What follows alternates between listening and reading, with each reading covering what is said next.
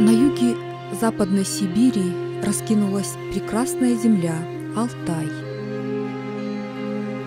Земля – это Всевышний храм, созданный Богом, так говорят алтайцы и преклоняются перед Вселенной.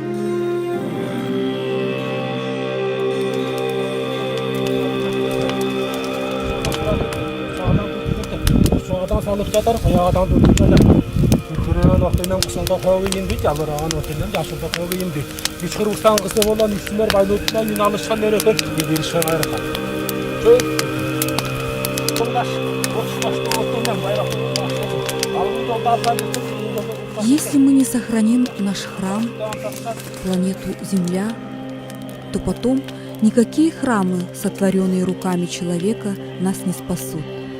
Так говорят наши старцы и одушевляют природу. Почитают мать огонь, священные деревья, горы, реки, озера.